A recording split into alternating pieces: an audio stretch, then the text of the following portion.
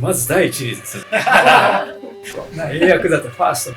みたいな。全然ルールはなくて。ただその、なんだっけ、立ち位置みたいなのは曲作ってる時に考えるのがあって、で、ヘッドホンでこうやって聴いてても、あ、サトシ君がここでドラム叩いてんだなとか、直美がここで前にいるんだなとかっていう雰囲気になればいいかなという感じ。音で見えてはないけど、音の中でこう立ち位置がこう、誰かがそこに立ってるっていう、あ、いなくなったとか、あ、来てソロやってるとか、そういう感じにこう見えてくれば、ちょっと立体感あるサウンドになるかとかは、ちょっと思ってますけど。音源を聴いててもそういうある種ライブの立ち位置みたいなのがそうです感じれるような作りにして、あれ、ヒゲがさっきまでいたけど、いる今みたいな。あ、最後までもう出てこなかったみたいなのでもいいし、それすら気づかれないのがあったとか、ね、何でもいいんですレッドパンスピーカーっていうバンドの由来というか、まあね、死んでるパンって意味ですよね。パンが死んでるって意味ですよね。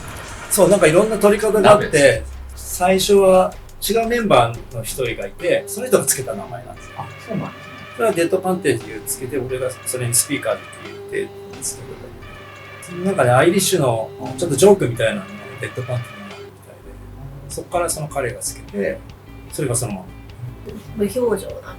表情がないみたいいろんな意味があるな。しらけさせるとか。さっき言ったパンがあれしてるとかもそうだし、パンが死んでるスピーカー。死んだ鍋ね。かっこいい方で撮ってもらえれば、その人がどうしようもなかったらなんかね、無理やりなんかして。能面つってます。そうそう、それでね、漢字でなんだっけ、能面にしたんだよね。無表情で。そうそうそう。ギャグみたいなことなんですけど、アイリッシュとか。なるほど。なんかそういうイメージ、そうキャラが合ってないもんね、でもね。そうね。なんとも。でもなんか奥底にニヒリズムはなんかあるようなイメージはありますよ。なんかすごい底抜けに明るいサウンドとはまた違うじゃないですか。レッドパンのなんかサイケデリック感っていうのは出ちゃうのかな。いろいろな。結構ライブと音源の雰囲気が違うかなと。そうですね。前はでもテーマにそれは一個あって、どんどん変えていきたいなとは思ってました。だからレコーディングでしかできないこと、ライブでしかできないことってやっぱあって、お客さんの前でやってるってことと、スタジオでやってるってことはやっぱり違うんで、それをより面白い2つができればなと。一曲で二度おいしい。アルバムは結構作り込んでる感じで、ライブはやっぱりね、そうね。ノリ重視っていうか、ノリ重視っていうことだったり。間違いない。あれ人が適当に言っちゃったよね。さっきの立ち位置がね、ブレる時がある。はっきりそうな時がある。まあでもすごい音源とライブを聴いたりしたら、すごく印象が、感触としてはすごい違うっていう。えぐみがすごいライブだと出るっていうか。さっきちょっと話してさ、少し伸ばそうかとかなと思って言ってるのは、やっぱりライブだとね、だいぶ違うんで、レコーディングしてる時。だからちょっと、なんとなく、早く終われよみたいな雰囲気の時に短くしなきゃやっぱいけないですからね。ライブで使ってるミキサーはどういう使い方を、あれディレイ使ってて、前はね、ハイハットとかスネアと自分の声を入れて、それにミキサーで使ってディレイかけてたんですよ、曲に。で、ちょっとしたサンプラーがあったんで、それでちょっとサンプリングの音とかもディレイかけて。割とディレイ専門のミキサー。そうですね。使用してる機材とか伺っていいですか？楽器でミキサー。もらったストラトキャスターに JC っていうアンプ使ってるんですけど、割と安定してて、で JC に合わすのに歪みとか普通のペダルじゃなくてライン6のベリングした歪みを使ってますね。それがね、なんか JC と合うんですよ。で、ちょっと気付けてるって言ったらギター2本弾いたりするんで、それがこうあんま音色的にちょっとこう被らないようにしたいなっていうことがあって、なんつうのかな、ちょっとデジタルだと引っ込んじゃうんですけど、差分は出てるかなって思って、あと一曲の中で結構音色パンパンパンパン変わるんで、それをモデリングしてるのもたくさんセットできるので、こうやって使い勝手はいいかなって思うんですけど、あとはディレイとか、あとはそんな感じですよね。タの音色が結構多彩っていうか多いですね。そうですね。ガラッと変えたい時あるんですよね、曲の中で。やっぱバンド内で全体考えて、バランス。はい、そうですね。音量的なものは結構ちゃんとバランスを聞かせたいなっていう感じはしますけど、うまくできてるかちょっとわかんないですけどね。気をつけてます。そんなとこですね。ドラムに関して。ドラムって機材ですか？はい、全くこだわりないです。同じです。ペダル、スネアとかは持ってるけどみたいな、そんなにこだわりはない。持っていくのに簡単だったら持っていきますけど、ないですね。もうこだわりみたいなの楽器になんか機材非常に大事にするとか、磨き上げるとか、この前何十年かぶりにスネアのメンテしましたけど、それはコロナになってやることがなくなったんでやってますけど、ないですね。楽器自体にはないです。まあ演奏の方にどちらかといえば。そうですね。ドラムに関しては、その自分の芸風みたいなのが、あるとして、できるけどやらないっていうのとできないっていうのはちょっと違うことだなっていうふうには思ってるので、こういう新しいリズムとか新しい感じに挑戦する時とかあるじゃないですか。これやりづらいなとか全然わかんないなとかあったりするんですけど、やってできるけどあんまりやりたくないからちょっとこうしたいとかっていうのはありだと思うんですけど、そうできないでよしとするのはあんまり良くないんじゃないというふうには思ってますね。ドラムに関してはですね。そうですね。機材に関してはないですけど、そのドラムっていうのに関しては。あと、やっぱデッドパンとか四つ打ちとかあると思うんですけど、四つ打ちとかすごく綺麗にっていうか、小綺麗にすごくやる場合があると思うんですけど、それが悪いっていうんじゃなくて全然いいと思うんですけど、そのさっきもちょっと出ましたけど、メルビンズとかニルバーナのドラム、ああいう感じのドラム、ああいうのがヘビードラマーだと思ってるんですけど、そういう人が四つ打ちをやるような感じっていう、そういうような気持ちではやってます。あんまりなんかこじんまり、できないんですけど、こじんまりしたような感じで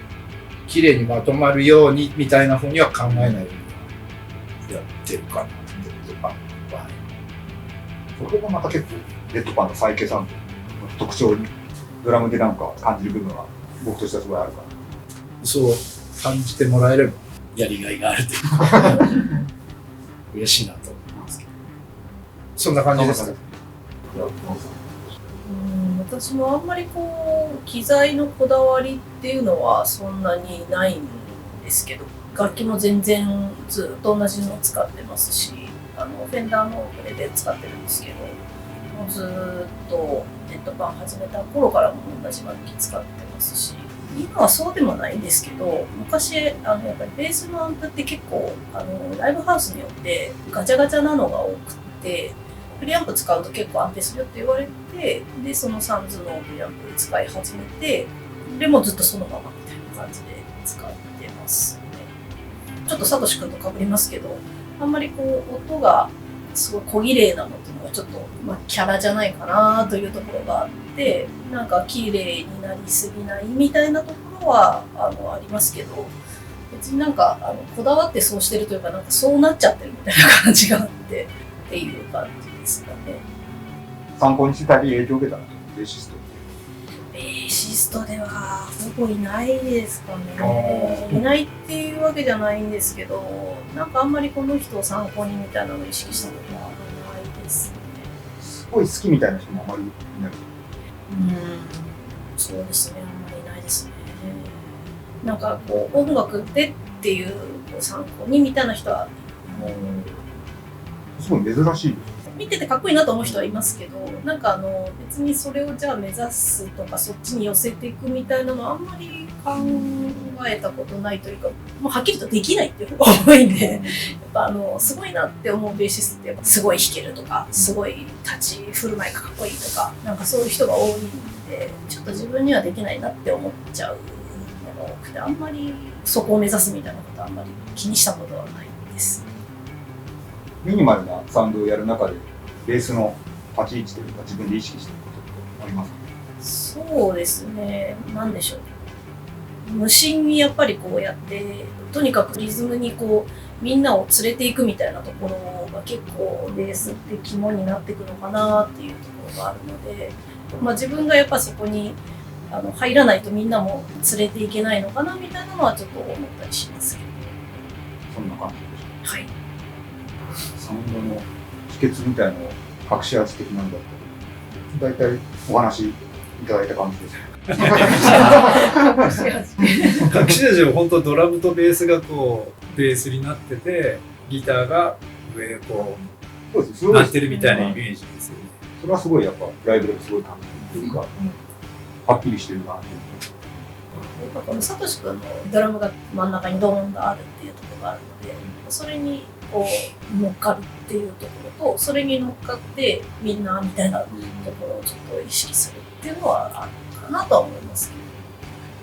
ど。なんかループしていくんで、そのループに耐えられるリフっていうかを作るのが肝になるね。なんか飽きさせないように。そうそう、なんか何回も繰り返してつまんないのは、なんかつまんないんで、ちょっとやっぱね、最初に適当にやってるやつは意外とつまんなくて、すぐ落ちることになって、何回かこうやってないと、そうだね。やってみてね、何回も繰り返してみて初めてみたいなのがあるから、他の声の聞いててもなんだろう、うまくできてるなと思って。そうそうそう。繰り返しに耐えるような。そうそうそうそうそう。意外とね、なかなかそれができなくて。さっきも言ってた繰り返しだからこそのやっぱりそう飽きさせないアレンジとか、ちょっと変えたりとかがすごいやっぱ難しそうというか大変そうですよ逆に。細かいっちゃ細かいですよ。フレーズが同じだけど、実は別に同じことを繰り返してないっていうか、多分全部違う時間軸で捉えてるっていう感じなんですよ。